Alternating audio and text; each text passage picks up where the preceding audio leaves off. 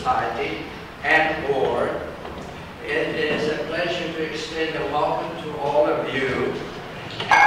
Today we have a wonderful program in store for you. We're going to have the installation of the President's Plaque. We have the 10 past and present presidents that will join us in making that happen. In 1955, the Chapter for the Study of Negro Life and History, co-founded by Mrs. Frances Walsh Miller, combined her efforts with Mr. James Harmon, Esquire, of the W.E.B. Du Bois Club, and established the San Francisco Negro Historical and Cultural Society. The society name was changed to the San Francisco African American Historical and Cultural Society in 1970. The founding and transition was facilitated by many of the rank and file members of both organizations. This long line of dedicated individuals, our past and present presidents, through their commitment, leadership, and sacrifices, have been able to ensure that San Francisco has an organization committed to collecting, preserving, and presenting to the greater community the contributions that African Americans have made over the years. It is this story that our communities and youth must hear in order to maintain their cultural identity and the realization that they are an integral part of the past and consequently an important part of the present and future. I might add that the African American Historical and Cultural Society is the oldest organization of its kind on the West Coast. I'd like to say that James Johnson had a vision about 10 years ago, and that was to have a President's Plaque listing the names of all past presidents who performed capital duties here at the society to keep the society alive and thriving. And finally, in the year November 2012, the President's Plaque was finally updated and finished. But we wanted a more formal occasion to really have the past presidents present and to acknowledge and to thank them for their leadership.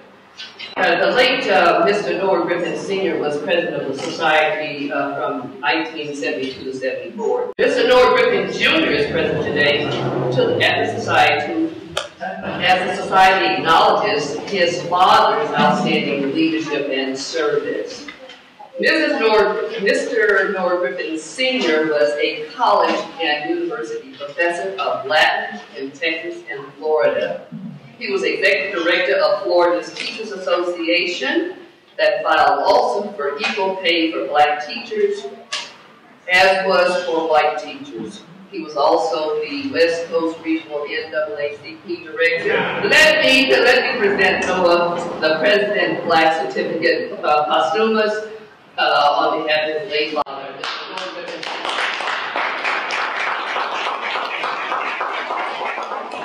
I may say a couple words. I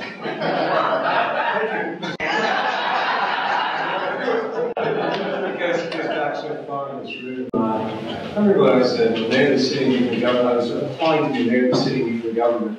In 1963, I was president student body at George Washington High School. My father said, you really ought to do your paper on de facto segregation in the San Francisco school system. And you ought to talk to Mr. Will Essery. I talked to Will Essery, and I put that paper together in competition with all the other student body presidents of all the other high schools. And lo and behold, I won. And it wasn't until 20 years later that he pressed that. But that was the insistence of my father, who had a very strong commitment to civil rights in San Francisco history for 20 years. I just want to let you know that's continuing. Our oldest boy, Noah W. Griffin III, is at Oracle. He's in charge of cell security and work in South America. His brother, Mark Griffin, just graduated from USF Knight Law School on the 17th, which is the 60th anniversary. Looking for a decision, so you'll have some backup. Taylor Teresa Griffin just graduated from Georgetown on the very same day. She's going to work for 2 years in Washington D.C. to go on to law school. And my baby boy, I say baby, he's 256 pounds, is entering his senior year at St. Ignatius, where he plays football as his grandfather did at Fisk between 1919 and 1923. He's been recruited by 4 colleges to play. So you're always happy to have his child, and I'm very happy today, and I know that my father and mother is very happy for having had the experience being president of this organization as he was when he passed in 1974. So thank you on behalf of my father and my mother as well. Ms. Jill Anderson was society president from 1974 to 1975.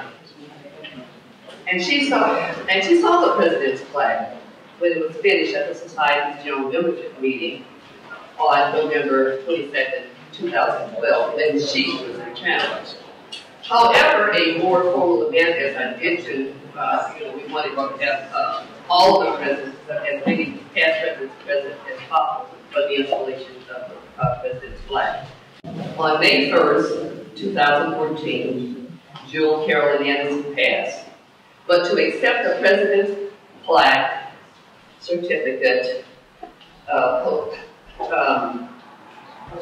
posthumous, is her dear adopted son who lived with the family in San Francisco, Mr. William Adelaide. It is my pleasure, and it is our pleasure to present the President's Plaque certificate.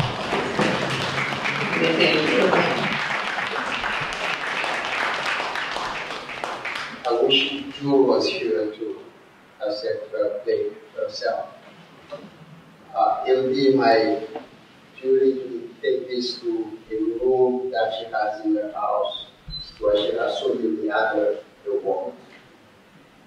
It is very difficult circumstance for me. I met Jewel. I came into her life on December 22nd, 1981.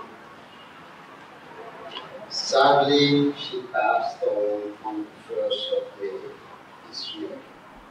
Very difficult circumstance. And I'm not going to try to speak for you from those who know Jewel. David is a retired social worker, a renowned photographer, a student of the late Ansel Adams, one of the fathers of photography. He held numerous exhibitions of his works and had his photography was featured in leading magazines, and some of his works are in the Smithsonian Institute. His name is inscribed in the Jean Shell Square on Fillmore Street. David just recently lent some of his photography to the Society for the Black History Month kickoff reception at City Hall, and I could go on. And so it would have been my honor to present the President's plaque certificate to him today, but we'll do it at a later time. Charles Bell was Society President from 1977 to 78. He hailed from Chicago via Harvard Graduate School of Business. Mr. Bell worked in the finance, securities, and investment companies. He was a busy man when he found time to serve as president of the NAACP, filed a lawsuit in the 1970s against the San Francisco Unified School District. He was in Who's Who in America in the West. He was a journalist and had a weekly column in the Sun Reporter newspaper, and received numerous local and national journalism awards. It is my honor and pleasure to present the President's plaque certificate to Charles E. Bell.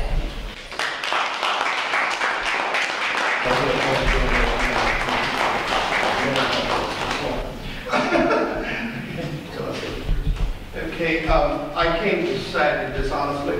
That is, my phone rang, and the founder, James Herndon, the late James Herndon, telephoned me at my place of work. He says, you know, Charles, we need you to be president of the San Francisco African American Cultural Society. So I didn't know anything about it. But I said, okay, I'll think about it. He said, no, I think we want you to be president now. So I said, well, all right, Jim, but I really don't know much actually about Black history. So he says, no, we want you to be president. I said, all right, I'll be president. So I hung up the phone, and at my office, the phone rang again. And it was a gentleman from the Internal Revenue Service. And he said, I understand you're the president. And now I'm serious, I'm in my office.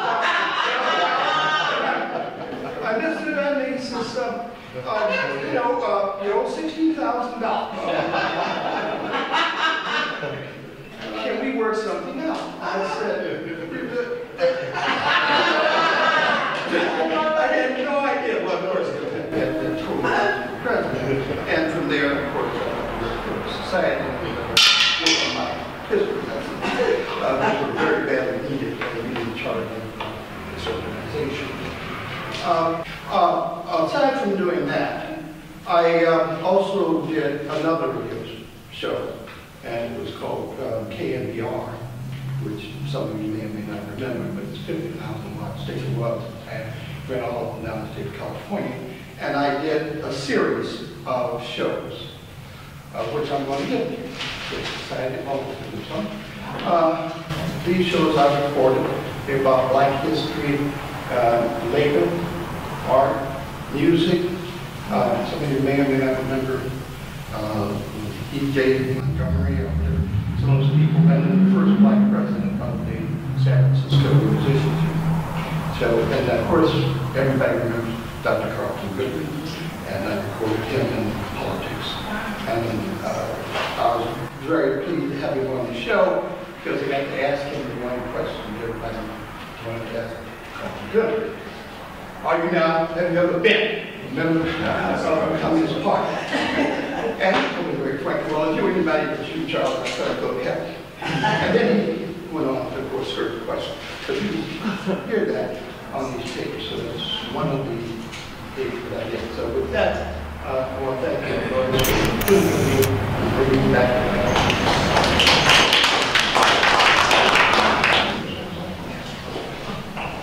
Mr. Toye Moses was society president from 1983 to 84. He holds a master's degree in public mental health and is a mental health psychologist. Toye ran an outpatient recovery home for alcoholic and drug abusers in the Western Division for 8 years. He serves as mental health consultant in the Bayview Hunters Point Methadone program and at the city jail. He served on numerous boards from the San Francisco Economic Council, Immigrant Rights Commission, the NAACP, the San Francisco City Planning and Urban Research, Black Leadership Board, and was a member of the African American Democratic Club. The San Francisco Board of Supervisors proclaimed April 19, 1999, Dr. Toye Moses Day in San Francisco. He is the director of the Southeast Community College in the Bayview Hunters Point District. Let me please present Toye Moses.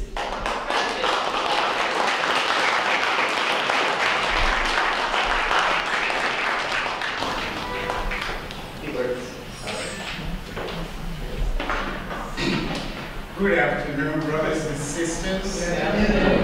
I just want to take this opportunity to thank everybody. When I was the president, it was a little bit raw, but we survived. And I can see a couple of my colleagues here, people like Jesse. But the people that really made me survive those days are the doctor and Mr. Haskell. They were just like my father. They gave me a lot of strength. Every time something went wrong, don't worry, you will survive. And we just hired the executive director, we're having some fun with IRS, but guess what? We survived everything that week, so God really helped us. Luckily, my wife also too was on the board at that time. She couldn't come today, but everybody, hopefully, my wife, Alma Robinson, so she's now in North Carolina to take care of some issues. We happen to have 4 kids doing up this appeal, and luckily, they're all doing great. So I just want to thank everybody for hanging there, most especially my brother, Al Williams, who's been president for life, and So let's be praying for him. All the strength, because it's not easy being the president of this organization. And I want also to thank the elders and the sister, who's especially I want to thank Dr. Hoskin and his sister for carrying on the legacy that their parents really had. Thank you, thank you, thank you. This is Janetta Lane, was society president from 1989 to 1993. She was a real go-getter. And Mrs. Lane and her late husband, Reverend John Lane, who was also a former society member, were a real duo. Mrs. Lane attended Howard University and received her BA and MA degrees in education at San Francisco State. It is my honor and pleasure to present the President's Plaque certificate to you, Mrs. Janetta. To all the members of the page, may I extend to you the understanding that you don't get to know anything if you don't do anything. And I got involved by doing. And as a result of getting involved by doing, I met a lot of people I didn't know before, a lot of people I learned to love. And I must say, Joe and I were ace spoons. We used to call each other on the telephone. And I'm listening. But I want to say thank you for this evening. Always keep this up. Keep it up. Don't just have it now, because we still around. Pass it on for the next generation. The history is great. You don't realize what a great contribution we have made to the society. Thank you.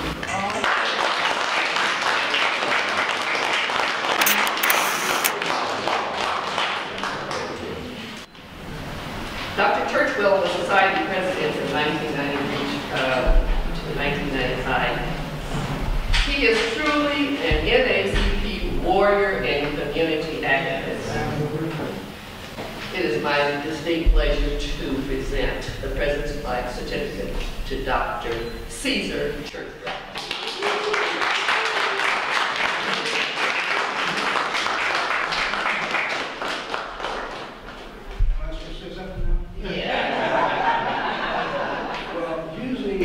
When I say something, I usually call Mrs. Lane in my script, or Reverend Lane.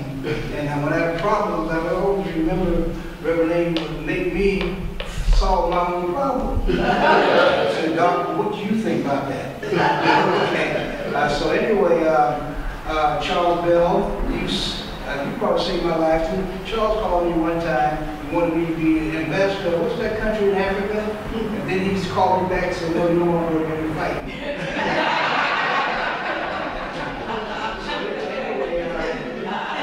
So anyway, my thing is, I almost was forced to join too, because we got Charles Bell, Mr. Lane, and a couple others I see here that talk to me. But the thing is, my thing is, I never travel alone. And when I look out there and I see some of my posse, which is the Joseph and Mrs.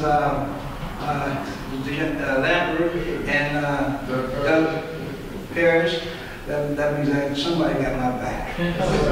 So anyway, it was a pleasure serving the year that I served, and I learned a lot. And I miss some of those that has gone before me, like Joel, was a very good friend of mine. And Eldora, you can remember, anytime you call me, I'm coming. Two people, two women, you and me.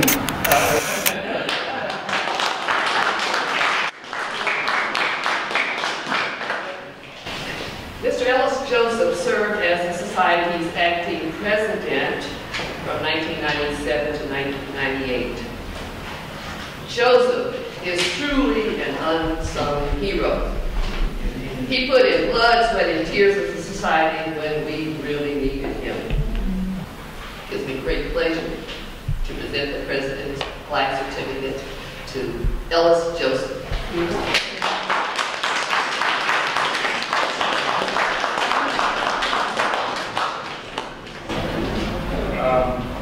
It's a pleasure to be here this evening. And like I said, when I took over the, I said acting behind my name, I guess because at the time it was just me and Jesse. And we didn't have per se a board. And we were determined to keep it on. Of course, the IRS was, I think I had a deal behind everything, of course, everybody else. And I remember me and Jesse, we sit down there literally 24 hours a day, 7 days a week. That's at Fort Mason, by the way. And putting it together, putting on shows, and Bill came and joined us, and Al came, Miss Bill Pot. And we slowly built it back up to have a full board. It was a pleasure. It was fun. But I wanted to be president a lot longer than I was. And during the vote, they voted Mr. Williams in and voted, financial overseer or something like that. And that's how I ended up being there. And I guess I got stuck in it and nobody else knew what I was doing. So that's why I was there so long. It was a pleasure. Thank you very much.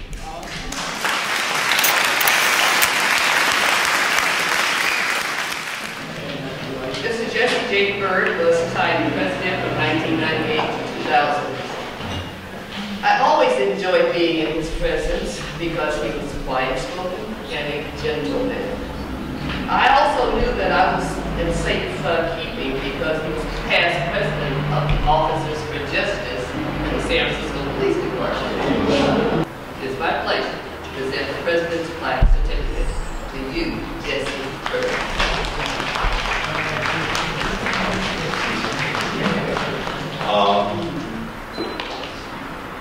That was some rough years, I saw. And the way the system worked, which I thought was unfair. The city gave you a certain budget, but you have to spend, you have to raise money in order to spend it to get reimbursed. And I said, why can't you just give us a budget and give us a certain amount per month and we show you the proof of what we are spending for? But no, you have to raise the money to spend and then get reimbursed. And I even tried doing Baptist Church. And he was going to get the check back because he was going to touch the money. But I didn't get no help whatsoever. And I was surprised at that, very surprised. But the reason why I didn't want to take the job in the first place, I was very, had bad health at that time. I don't know if any of you ever had a sciatic nerve condition. I hope you never have.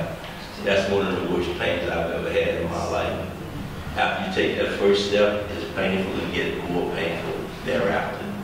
And I say I'll do the best I can, but I know my best wasn't going to be good enough. So here we are today, otherwise it would have been closed shop. Wow. But nobody wanted to step forward. So I appreciate it and I always admire the society and wish that it lasts forever. And thank you for this opportunity and this presentation. Finally, Alfred W. Williams served as society president from 2000 to the present. Al kept society on the map. My pleasure and honor to present the President's Plaque Certificate to Al.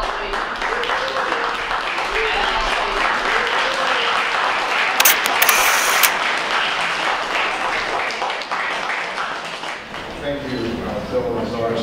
I know it's been a long afternoon, so I'm going to try to be brief and just say a couple of things. The first thing I said is I really wish I had known that Ellis wanted a job.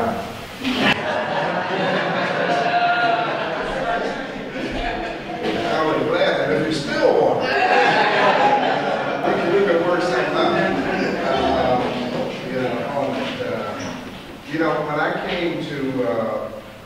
When I came to San Francisco in the 70s, the first thing I did when I got here was go to the San Francisco African American Historical and Cultural Society down in Galveston. And when Mr. Griffin was executive director and joined the society, then came back. Now, just listen to everybody else's story. It's very interesting how bits and pieces of my story can come out. Because I am not here because I was such a wonderful philanthropic person who decided to join something. I got here because I was working for a client in my business, and one of the things I wanted to do was make sure that the African American community was involved and participated in that. So I came to the society to try to engage the society in that project, to support the project so that the community would benefit. But in the process of doing that, I got co-opted into the society. All this is due to Mrs. Lane was the one who put the hook on me and drugged me in. And same with Mr. Bells. Now, we want you to be the president. You know, I had no ambitions and aspirations at that time. We just brought in, and I'm very grateful for it. As a lot of you all are cursed with the need to be involved in trying to improve the quality of life for African American people and the African American community. That's something that's just an inherent part of it. One of my pet things that I'm still trying to figure out, I was talking to Noah about this earlier. You know, there were 10 presidents that have been acknowledged today, and 4 of those presidents are from Florida. Noah Griffin is from Florida. Jewel Anderson is from Florida. David Johnson is from Florida. I'm from Florida. Carlton Miller was from Florida. Ellen Hill Dutch was from Florida. Tom Fleming was from Florida. H. Welton Flynn is from Florida. Perka Meeks is from Florida. I mean, so there's something in the swamp.